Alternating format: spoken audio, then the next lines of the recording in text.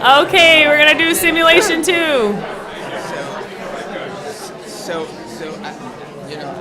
don't know how that happened, and I sort of didn't want to put I didn't want All to right, ask thank her. you I didn't all. want I hope you had a good break. We're gonna continue with our second simulation. This is the Beth Israel Deaconess Medical Center simulation. I'm gonna read the case because it doesn't talk too much about the facts. It goes more into what we did afterwards, so I'm gonna read it to you. And then we're going to launch into the simulation. So Mrs. Callahan, a 78-year-old woman, presented to the emergency department after a fall. She was delirious and appeared very ill. A spine fracture was identified. She also had a high white cell count, fevers, and abdominal pain. The clinicians were able to stabilize her and suspected infection was likely the cause of the initial fall. She was given antibiotics and had several procedures to try to control the infection and stabilize her condition, but their attempts were not ultimately successful, and the patient passed away a week later. And this case is one of the cases that represents the largest portion of the cases that we handle. It's one where the standard of care was met, but the patient still suffered harm. Okay, ready? There you go. Oh, hi, Deb. How are you? Come on in. Okay. Do you have a sec? Sure. So I just got a call from the nurse manager up on Central 8, and she said she could use some help because she needed some assistance with a family member of a patient who died in the ICU, but who was formerly on her unit. I guess the family member was looking for the name of a specific doctor who had cared for her mother to write a thank you note. The problem is that the family member had been very upset previously, yelling and asking who runs the place, and so the nurse manager was not sure what to do. What do you think we should suggest? Wow. I think that's an unusual situation for a family member to come back to the unit as well. I think we should definitely get the care reviewed. Were there any care issues that we knew about when the patient was here? Not that I'm aware of. I know there were multiple triggers called. Okay. Who was the patient? The patient was Miranda Callahan. Okay. Oh, yes. Thank you for telling me that. I'll go out of character and I'll move my. All right. Was. Have you had a chance to look at the medical record? Yes, briefly. I had the patient safety coordinator take a look too. It appears that she died of sepsis. Okay. And originally she had come in because of a fall at home, which the doctors believe was precipitated by an infectious process already begun in her body. Okay. And her gallbladder and bile duct were infected. And the duct had to be emergently drained upon arrival in order to stabilize her. They did manage to help her regain consciousness, but she was often delirious and difficult to keep stable during her hospitalization, resulting in numerous triggers being called. Okay. All right. So definitely let's have the care reviewed. It sounds like we should probably have it reviewed by someone in medicine. And if the family is this upset, I'm sure there were some things that went wrong in terms of our communication that we want to address. So for now, let's have the nursing director suggest to the family that they write a blanket email thanking or thank you note thanking the staff, and then let's facilitate getting the medical record for them. So whatever it takes to have them get access to the medical record, and we'll just make sure they get a copy of it. And then we'll figure out who should do the review. So I was thinking about sending it to Dr. Yang to get the care reviewed. And I was thinking I'll circle back with the nurse manager and suggest that she give the patient's daughter patient relations direct contact information, and also maybe to get the daughter's information so that we could reach out and maybe facilitate. That sounds like a great idea. Perfect. Thank you so much. Thanks for letting me know. Thank you.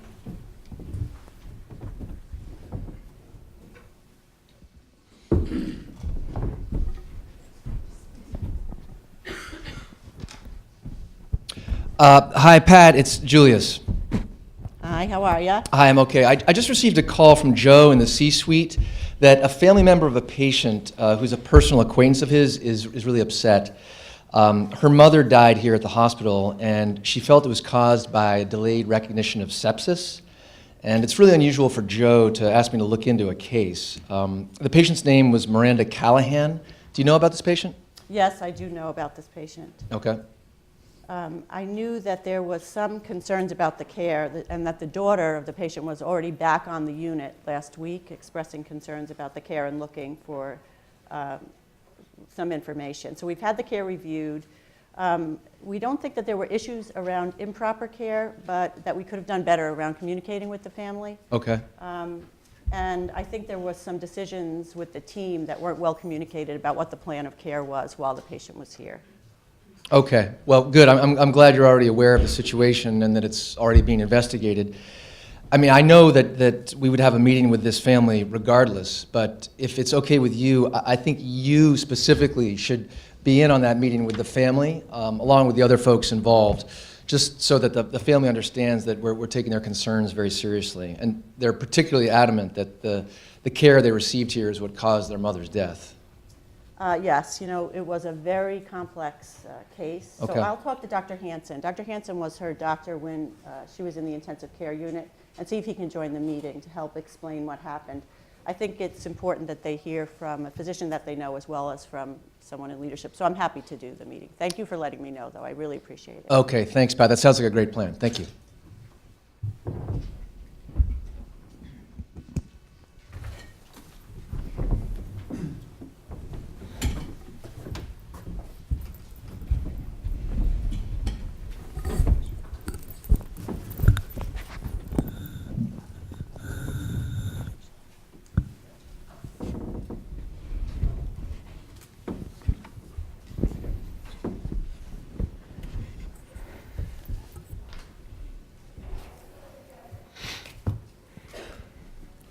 Thank you so much for both coming in to meet with us today. I'm sure it was difficult for you to come back here to the medical center after what happened with your mother. It was.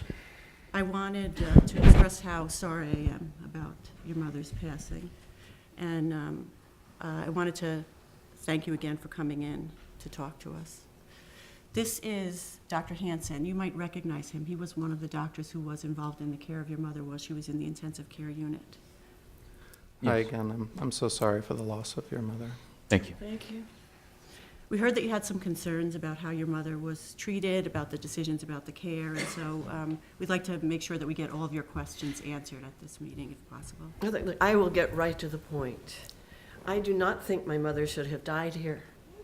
I know she was older and that she was very sick when she came in, but she seemed better, at least when she first was being treated here. And from my perspective, she died as a direct result of an infection of her gallbladder that could have been prevented had it just been removed in a timely manner. She was septic for several days, and no one did anything to stop it. And I have talked with a couple of my friends who are doctors, and when they heard about what happened to our mother, they agreed that if they had just removed the gallbladder immediately, that she'd probably still be alive today. And I just happened to watch this documentary the other day that talks about how prevalent sepsis is. It goes undiagnosed and unrecognized. And the cases in that film were exactly like what happened to our mother. And it's all the same story. You see different doctors who have different opinions and they're dawdling, and meanwhile, sepsis just wreaks havoc on the body, and then it's too late to do anything about it. I'm really sorry that you feel this way. You know, we've taken a close look at the case, and we actually don't think that there was a delay in recognizing her sepsis or a delay in treatment. But her care was really complicated. She had a lot of things going on, and we definitely should have done a better job communicating with you about that and why we couldn't do surgery right away and what factors we were using in our decisions. And so I take responsibility for that lack of good communication.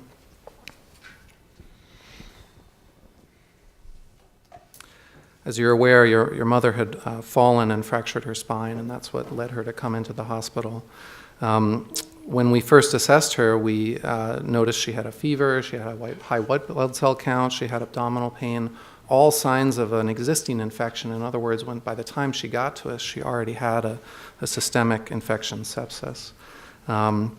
Because we suspected that, we initially put her on broad-spectrum antibiotics right away. To try and treat whatever could be going on, even though we weren't yet sure what was happening. Please feel free to write down any questions that you have, but if it's easier for you and you want to just concentrate, I'll be taking notes as well, and I can summarize the entire meeting for you. It's just up to you. Thank you. So we started those antibiotics to try and catch whatever was going on and treat it as quickly as possible, even as we were trying to figure things out. One of the things I think you noticed as well is she was having a lot of twitching and she was quite confused. We call that delirium. And we thought that was related to some of her medicines, so we made some adjustments to some of her other medicines. And then because of the abdominal pain and we were concerned about infection in the belly, we got a CAT scan or a CT scan of her abdomen. And that showed us that the bile ducts in her liver that help drain the bile out looked like they might be clogged up a little bit. They were inflamed and irritated, and it looked like that was the source of the infection. And so, fortunately, by then, her fevers were coming down with the antibiotics, and we talked with our surgical colleagues, because you're right, sometimes in those situations we have to do a surgery, but given how sick she was, our colleagues thought it would be better to just place the biliary drain rather than take her for a full surgery, because she was really still quite unstable at that time. Well, to me, it looked like just nobody could figure out what was going on. I mean, the drain obviously didn't work because after it was put in, she just kept getting sicker. Yeah, no, it's definitely true. The next day she was a lot sicker. One of our concerns in that situation is we wonder whether the drain is working or not, and so we wanted to do a study to try and understand that. Is the drain working or not? And so we plan to get an MRCP, it's an MRI of that area. To do that, one has to lie in a tube really still for a while, and so we had to put her on a breathing tube to help support her on the mechanical ventilator. And unfortunately, once that procedure was done and we'd gotten the pictures, she was more confused and so began to spike fevers again and had to go to the ICU. She was basically developing multi-organ system failure, even though it turned out the study showed the drain was working properly. And she had already been on the broad-spectrum antibiotics, like I mentioned, so we added even more antibiotics to cover potentially resistant bacteria, and we started her on pressors to keep her blood pressure up. Despite that, she continued to get sicker, and so we were worried that at that point going to another surgery would have been even riskier and wouldn't have fixed things. It could have actually made them worse. But if you had done something, if you had done anything, then she wouldn't have died. If you had done a surgery to remove the infected gallbladder, and she wouldn't have gotten sepsis throughout her whole body, which is what made her so unstable in the first place. I couldn't even get hold of a doctor in charge, to try to figure out what the actual plan was. One doctor wanted to do an MCRP, another one wanted to do an ERCP. They couldn't figure out if they had to transfer her to another campus. It was a mess. There were so many doctors, we couldn't even figure out who was really in charge.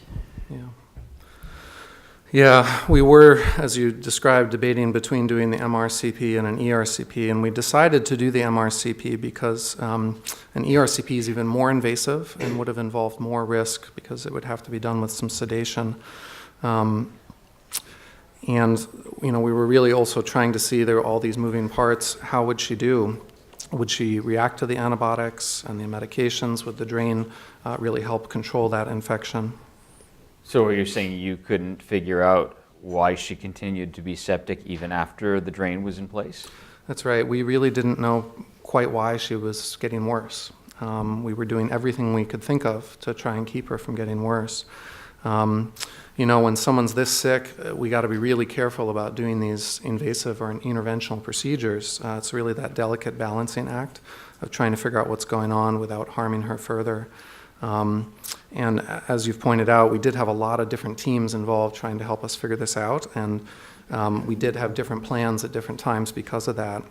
It's not an excuse for poor communication at all, and so I'm sorry about that. When you have a family with a patient who is so sick and fragile, as you said, I expect to be able to speak to the doctor in charge every day. Yes. I agree. We should have done better. I completely hear your frustration about what it must have been like to have be so difficult to get information. What I know is that at the same time, the doctors who were attending to the care of your mother were doing the best that they could do and were communicating with each other about an evolving complex plan, but that we missed the boat in terms of our ability to communicate with you in a way that was effective, but also for you to get answers when you needed them. This is something that we're struggling with. We struggle with this in the intensive care unit in particular with complex patients where there's lots of caregivers involved, and it's difficult for families to know who's in charge. We are actually trying to implement a system called a Patient Family Triggers program, where for family members who have a concern like you had, that you feel like you're just not getting the attention you need, you can call one number and an attending doctor, a doctor in charge, will come and try to explain the situation to you. I know that this is after the fact of what happened to you, but I just wanted to let you know that we're trying to make it better because of your experience. Your mom was really sick. These infections in a young person who's relatively healthy can still be pretty severe, but she was older and she had other chronic illnesses, as you know, and it's a very different situation in a patient like that. We know that older folks have a much harder time with these kinds of infections. Your mom definitely had sepsis, and we did everything we could to try and come up with a plan to treat and resolve that. But it was really, it was too far gone, and she just didn't have the reserves to be able to fight it off, and I'm really, really sorry.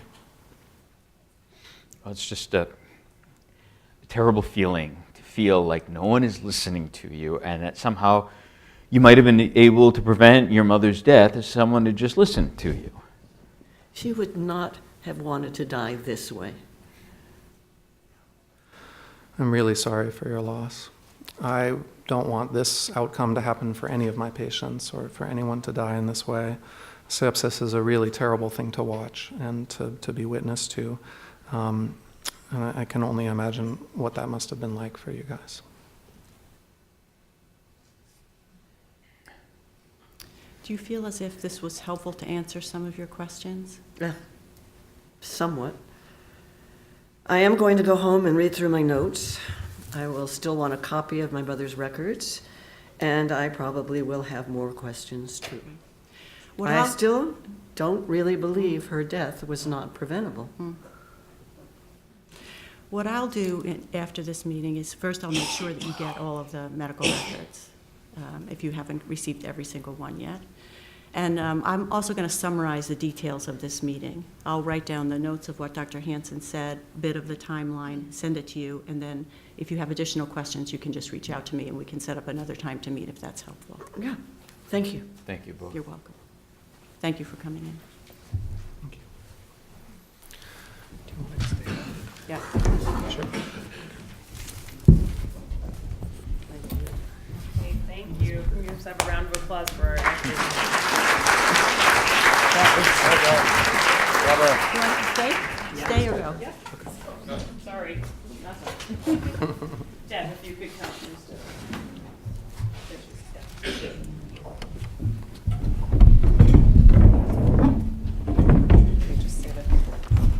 Okay, so I just wanted to make sure that you saw in your packets, the final outcome of this case was that the family was sent a letter detailing this conversation in extreme detail. And they did have more questions, which were also responded to with written answers. So, and now we'll have another discussion session. We'll have a few prescribed questions we'll talk through with everyone, and then we'll open it up to the floor. So,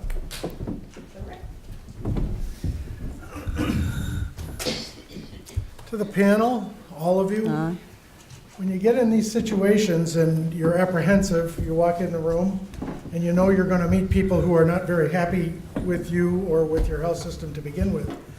How does it feel when things don't, when you don't do a big kumbaya at the end? I want to make everybody happy. I have this Andy Warhol picture hanging in my office that says, I want everybody to like everybody. But sometimes it just doesn't work. And so I think you have to realize, like, going into the meeting, that the outcome of the meeting might be that the questions are answered, but people don't leave happy. And I mean, Deb Barbuto and the patient relations team that works with us, they do meetings like this very, very frequently. So maybe you can say what's it like when you leave and people aren't happy.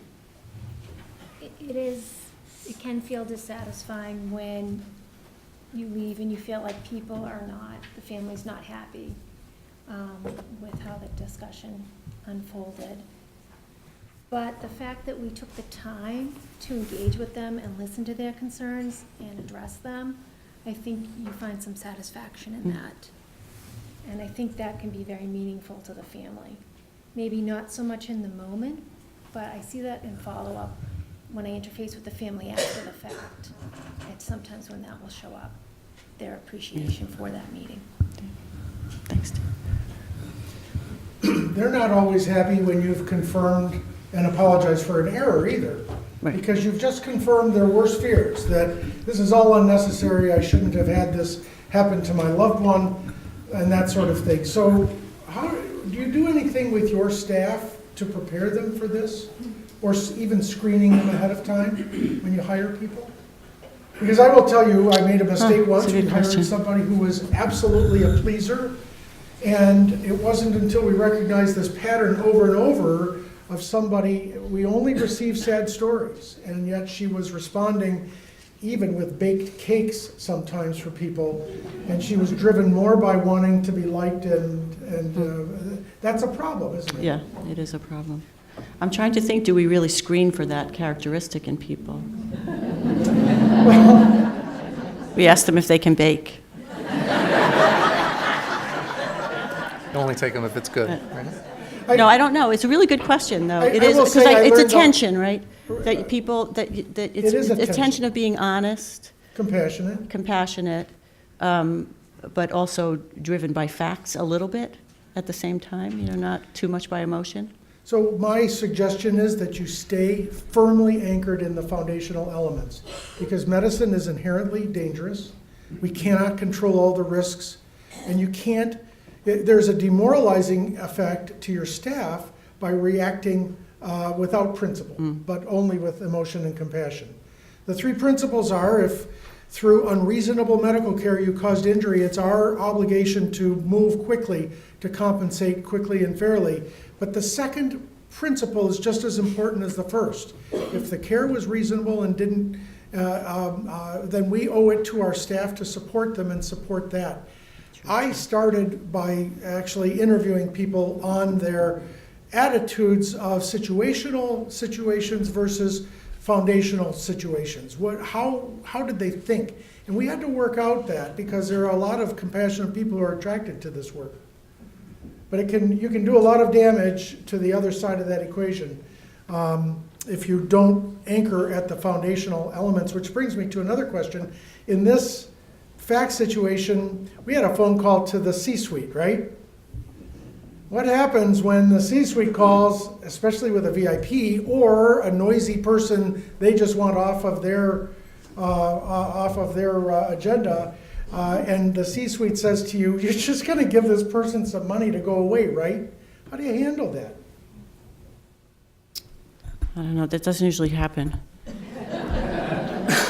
So, no, there are calls, though, I would say, that are, and I think we danced around this a little bit this morning, of a case like this where there's a very sad and unhappy family about a loss, where the standard of care was met, but the clinicians involved in the care of the patient feel terrible.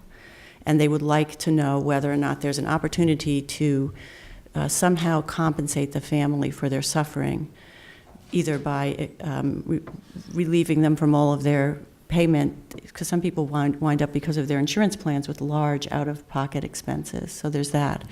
Or just more general compensation. And so back to your point about the fundamentals, is that it's those cases where I sometimes have to have conversations, as does my patient safety team that's all here, about what category or what kind of patient situation are we discussing? Are we discussing a patient where there was a breach in standard of care and that resulted in the harm that the patient experienced? Or are we discussing a case where the standard of care was met, but it's a sad, sad situation?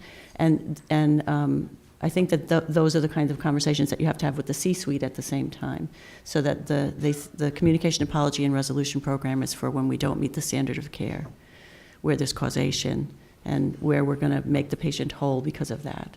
And anchoring those foundational That's right. elements with your C-suite That's is really right. important, because they're going to have relationships, they're going to have meetings outside the health system with other people in the community, And if they're not grounded in what you're about, in the parameters of how it is that you go about it, if they're not at least somewhat conversant in being able to reassure someone who approaches them at a benefit or a cocktail party and has this god-awful story and they react badly, it can do a lot of damage. Yes, you can. So were there any parts of the discussion with the patient, and I would invite our patient, any just parts of that discussion that could have gone better? Yeah, they could have brought her back to life.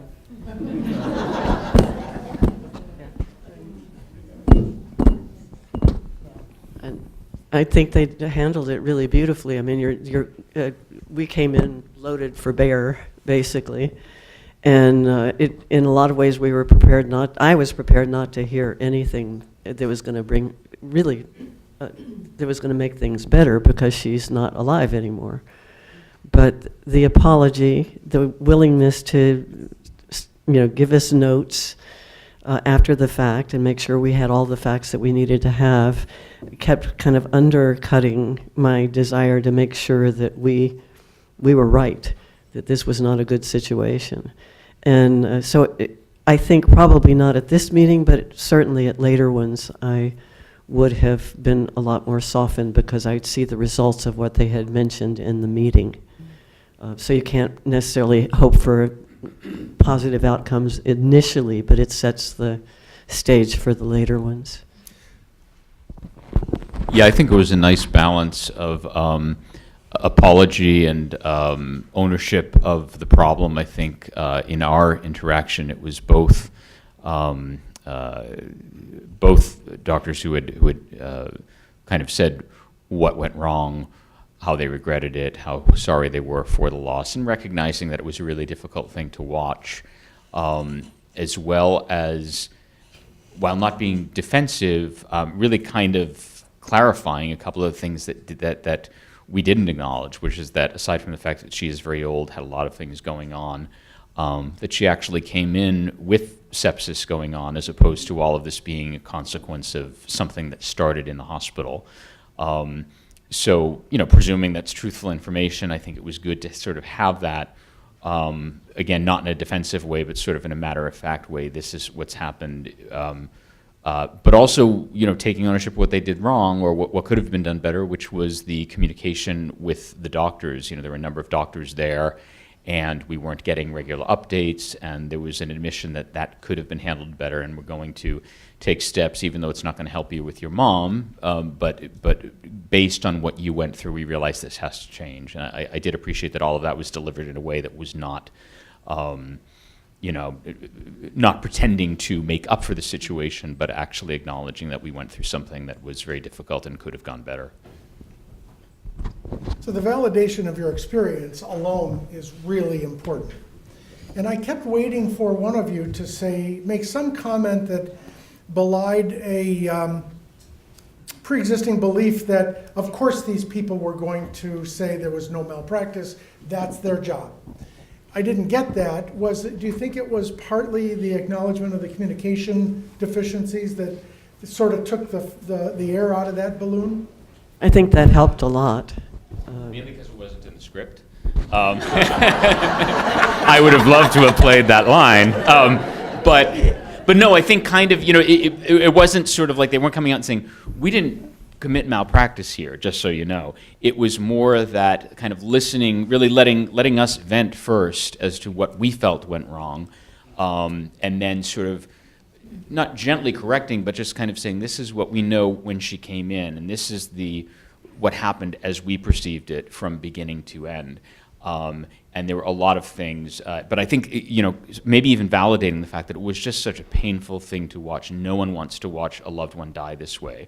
And I know that the sister said this, but the doctor actually iterated it again, because it was clearly, I think a lot of these cases, they're just so emotionally horrifying for the people that go through them. We outside the medical community are not familiar with these scenes, whereas you guys have to witness them every day. And but when you go in and it's your first time with that loved one, it is harrowing, no matter how well they're treated, just to watch them and to be so. I know the brother even says this, to watch someone you love and feel like either nothing is being done or that you're not being heard, and then to think afterward, this guilt, what if I had done something differently? Could I have saved her? It's just an emotional thing that has really nothing to do with what the doctors did, but more that it was something that we enter feeling very powerless during. And when things go wrong, you have to either wonder, could I have done something differently? Did they do something wrong? Or was this just really a horrible situation that no one should have to go through? And really, I think it is answer C. It's just hard to arrive at that point when the wounds are so fresh. Well, one of the risks in these situations is there is a sense of personal guilt on the family's part, often just under the surface. And you've got to be careful. Boy, this could have easily deteriorated to, boy, you brought basically a damaged bag of goods in for us. We were never gonna save this lady. What did you wait so long for? I mean, that was very easy. That would have been very easy to fall into, but they did a nice job of avoiding that. I would have one suggestion. I think preceding that meeting, and maybe because this is a simulation, you just didn't have the ability to do it. The first conversation with the family, especially a family that thinks it has fixed ideas about what went on, that first conversation is 80% listening. And the questions that you ask while you're having that conversation, the questions themselves inform that family. So being able to say, well, when did your mom first start to seem a little odd? And when did these symptoms begin? And have you noticed a gradual deterioration? That makes things a lot easier later when you deliver a conclusion. But if you have a conclusion before you've listened, that gets discounted immediately. Now, they did a nice job of balancing that in the simulation, I think. But to be able to just listen and show the respect, but also get a good catalog of all the reasons why they've got this fixed idea, so that when you do deliver conclusions, they are part of that process, and you've already got somebody down the road of thinking about those issues is really important. I could also hear the eye rolling when the son says, "I saw a documentary last week." But I think what was done well was no one corrected it and said, well, in that documentary. But what was done very subtly later on is mentioning, your mom was 80. Maybe the person I saw in the documentary was 25 and something really went wrong. But of course, we're looking at it as this is exactly what happened to our mother, and this is exactly the outcome, and our friends were right, et cetera, et cetera. But I think rather than going point for point with that, it was more, this is the reality of what your mom went through, and it was terrible. But it wasn't kind of trying to correct the patients for naively thinking that whatever documentary. But you realize even what thin ice they are with your mom was 80. You don't get very far and somebody says, oh, she's 80, she's expendable. And you're really, this is a very delicate conversation to have, which is why I always would prefer to listen first and ask a few well-placed questions. And lastly, orient the family. It's not unusual for someone to come in the room and say, of course you're going to defend, that's your job, you're the lawyer, you're the risk manager. But when you meet with them first and you say to them, we just want you to know, I don't blame you for being skeptical. We wanted to hear what you're worried about, but we want you to understand we have a greater purpose. As important as your mom was to you, she's not the most important person to us right now. The most important person to us is the one we haven't hurt yet, or who hasn't been hurt yet. And yes, maybe you understandably can think that we have a natural inclination to defend this place. We have a bigger inclination to make sure that we deliver the best of care. To be able to orient somebody first while you're listening to their story so that that second conversation takes place on a much better ground is very valuable. Rick, could I just add one thing? The other thing about the simulation is that there would likely have been other conversations about with patient relations and Deb about the meeting. But the one thing that I think that is worth thinking about based on how we set this up and based on some of the research that Jennifer Moore did about interviewing patients after events like this is that we sometimes assume who will be the person. Like, I don't know if you heard me say, I think Dr. Hansen should be the person who meets with the family. And so sometimes we assume that we know who is the right person to meet with the family. And so we're spending a lot, I think it's worth considering who's the decider. Because maybe if we would have asked you, you wouldn't know from Adam who Dr. Hansen was, but you might know Dr. Smith. And you might have said, this is the person that I really want to talk to. And so I think, because of the nature of this simulation, we cut it down, but there's also that consideration about Yeah, who's the that's right, who's the person, and the family should definitely be helping to decide who the right person is. Absolutely, because that meeting is for their benefit. Yeah. So I have listened to way too many doctors privately, thankfully, say to me in a situation like this, oh, it was bad protoplasm. They were dealt with, and you just go, oh my God, don't ever say that publicly. How do you avoid the doctor speak? And some things, I mean, there are terms like pulmonary toilet that I've had people really offended by, and you just go, oh, yeah, I don't blame you. How do you avoid the doctor speak? And did you consciously think that through? Yeah. What's it? All good judgment comes from bad judgment. Many mistakes made over time, I guess. I think, there's actually those folks that practiced with this earlier know that there's a lot of doctor speak in the script, and I would come to some of those words. It actually says elderly when it talks about her age, and I specifically use the word older rather than elderly. It's the little tiny changes. So I think there's a lot of practice involved in that.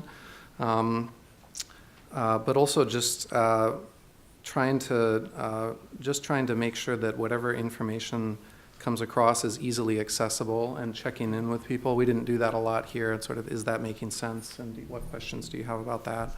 But I think there are a lot of ways to, I think that's a really critical part, because I think too much of that, it can easily go off the rails, and then you've lost things.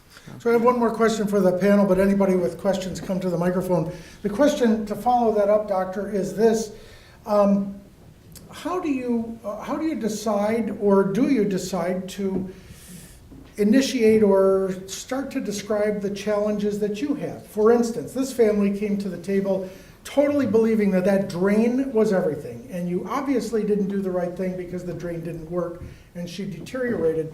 You handled that beautifully. I mean, you acknowledged that straight up. Yes, we placed the drain.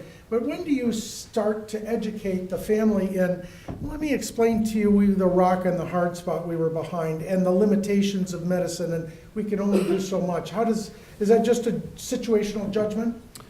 I think there is a lot of judgment there. I find that sometimes it's pretty easy to get into the weeds really quickly there, and I think it's trying to step back and say, what is the overall message here? And I think it's, we also were worried about the drain, and so that's why we did these things, and here's why we made the choices we made, maybe guiding through the decision making at a relatively high level.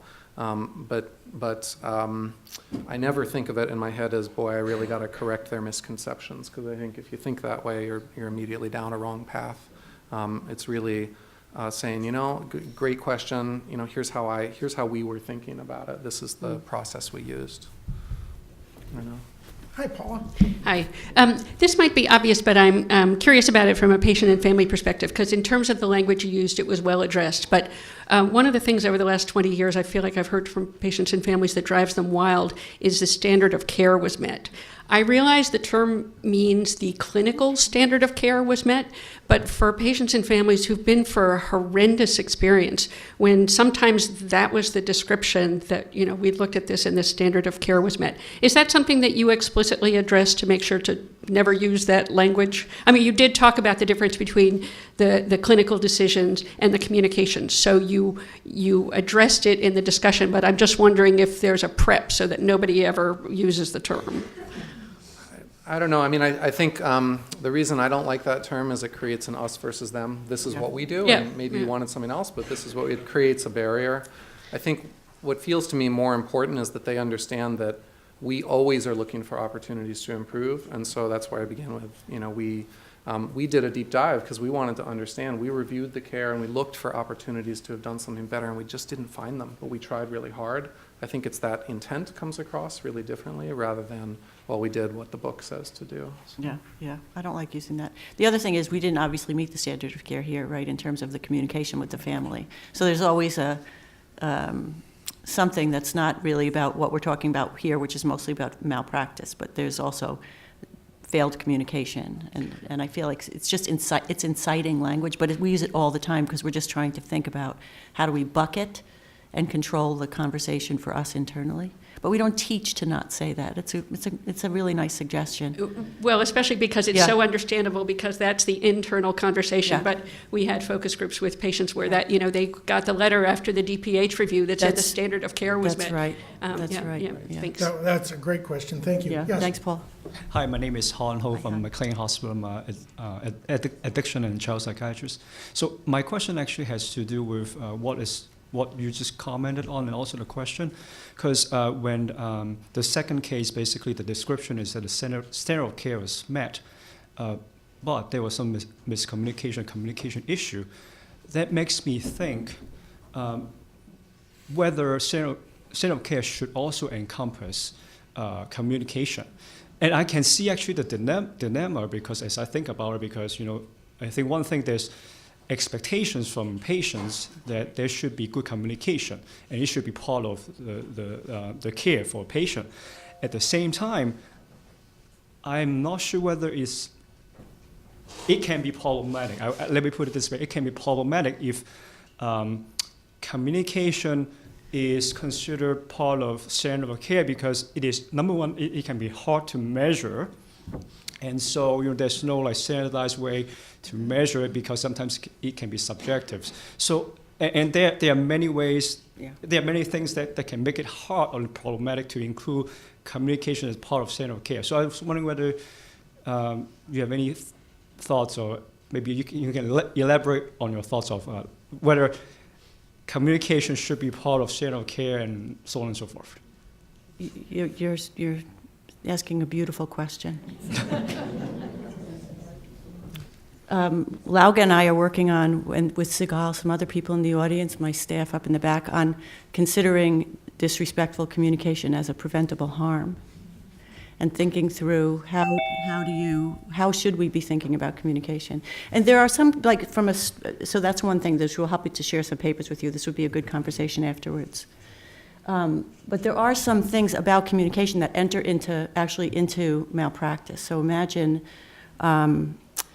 communication around the plan of care at the time of delivery in a limited English proficiency patient, where you're not using the right interpreters or translators, or communicating in an effective way when you're getting consent. So there's that kind of communication. And then there's communication that might enter into malpractice where maybe a family was advocating that they needed help, that they knew something was wrong, and they weren't being heard. So it's a nuanced question. And from a psychiatry standpoint, I mean, we could talk about it all day. We're pushing But against the break. we a can't. couple So more anyway, maybe? we should talk afterwards, hon. Thank you for coming up. The short answer is it depends.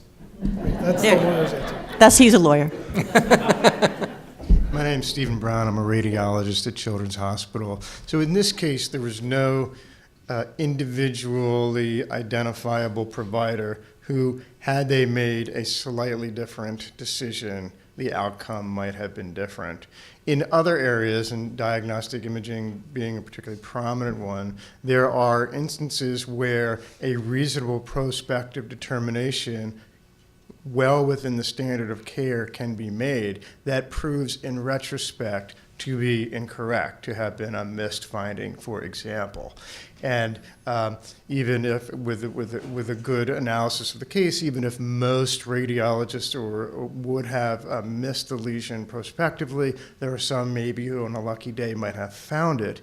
And again, well within the standard of care, but leading to a significantly adverse outcome. And speaking with radiologists about this, there is a lot of tension that is created, and a lot of reticence for someone to say, I am the radiologist who was involved in this case. I read this report. I am so sorry that I missed it. Let me explain to you how it happened.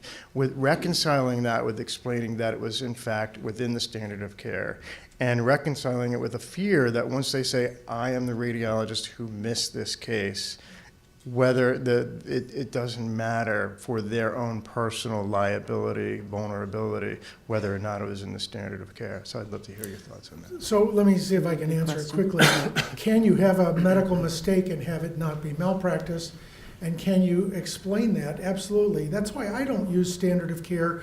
I have inserted as shorthand reasonableness across the board. because that's all any of us are obligated to, that's the standard that all of us are obligated to behave within, whether we're driving a car or doing medicine. In radiology, pathology, and cardiology, at least the image part of cardiology, it's always more difficult because you have a picture and you can go back and you can say, aha, a blind man could have seen that. And it can, I've tried those cases and those are difficult. I think you're in a little bit different. Now I don't know how they do it, but we worked very hard to create blind reviews.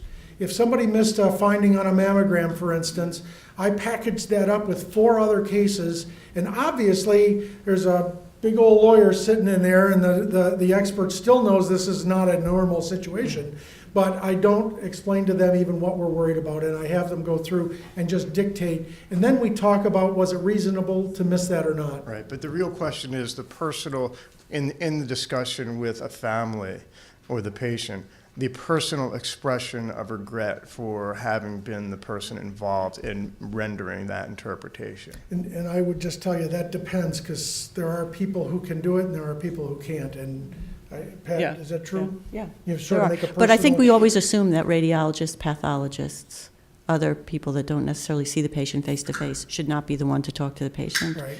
And so I think we have to change that. I think radiologists are doctors. They can be coached. They didn't, you know, Agreed, they can be agreed. coached to talk to. Can I get the next question?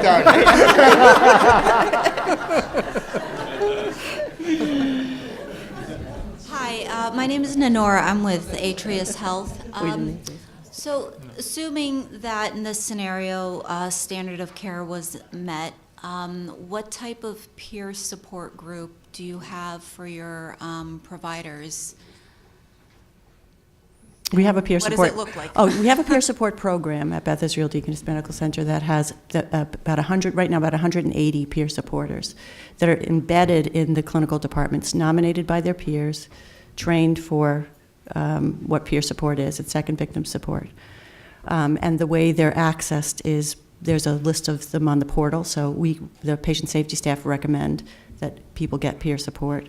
The peer supporters know who they are, and they know if they know about the event, then they will reach out to the peer supporters. So we had to build, at the same time as doing all of this work, we had to build out a robust peer support program. Okay, thank you. It's Last not question, perfect, Jeff? but. Hi, I'm Jeff Catalano. I'm on the board of MACRMI. I'm an attorney. I am the Mass Bar Association's representative, and I represent patients in medical malpractice cases. And I want to make a comment that I think highlights something that is worthy of really getting acknowledgement. When I started out my career in the 90s, I was a defense attorney, and the culture was very much deny and defend. And then Rick Boothman came along in the 2000s with his amazing program, which had reverberations across the country, and in fact was the subject of much discussion in Massachusetts, thinking, could we ever get there? And so the thing that impresses me is that we are now here in a situation where hospitals are acknowledging Newton Wellesley, in the first scenario, an actual mistake that they made, and Beth Israel's done that in previous forums. And that is so commendable and demonstrative of how much progress we've made in this area in patient safety. And to put it in context, I was thinking, I don't think there's a law firm in the country that would get before a legal community and admit to a catastrophic or costly mistake they made for purposes of instructing the legal community on how to avoid it. So I commend the hospitals for doing that, and I think it's really brave of them. Thank you for saying that. Then the suggestion I have is one with communication, because I was very impressed with the fact that there's this effort to try to improve communication, not only at the care level, which is constantly a problem, but also at these meetings, because in this scenario, as good as it was, and it was very realistic, the actors are amazing, we had 2 people who came who were very knowledgeable, presumably well-educated, who spoke English very well, who have friends who are doctors. I gather that's a rare segment of the population of folks who suffer medical harm, whose family has suffered medical harm, because people who come to me are often not always those kinds of folks. And so there may be English proficiency problems, there may be educational issues involved. And so when they go to these meetings, they don't necessarily, there's a couple things that get in the way of folks processing the information in a way that is productive and helpful. An attorney can do that when a standard of care has been breached and the attorney's invited in, and I think the attorneys on the MACRMI list are all about trying to facilitate a healthy conversation. But in situations like this where there's a lot of emotions at stake and the individuals may not be as sophisticated in the area that's being discussed, I think it's super important that the risk manager, that the provider, not get caught up in their own terminology. Things like pressors and broad spectrum and biliary. These things, they wash over a person. No matter how smart that person is, they're super emotional at this point. And I think that a lot of attention has to be given to that. I do think a lot of attention has to be given to answering the question that was put to them. Rick, you nicely pointed out how so much of this is listening. And I think you gave some great tips and strategies on how to deal with this. And I think it's very important that you very quickly get to acknowledging something that could have been done better, like the poor communication. I think the first response wasn't on point. It's about, yes, there were confusion of different procedures. We chose this one, when her concern was no one was listening to us. Yeah. And then you got to it, and then Pat, you talked about this great program you're implementing. And I think that's what patients want to hear, because no one comes to me who's lost their mother and says, my mother just died, how much money can I get? They come to me saying, my mom just died, we want to know if this is preventable, and this is what they always say, we don't want this to happen to someone else. And so the sooner you get to that point, I think the more healthy and productive the conversation can be. But thank you again for putting on this great program. That's a good way to end. Great, we're gonna go for a very quick break. We'll be back at 11. I mean, at 12, sorry. At 12, sorry. That was good. Woo! Yeah, real quick, rewind. Talk to that radiologist. I didn't mean to insult him. No.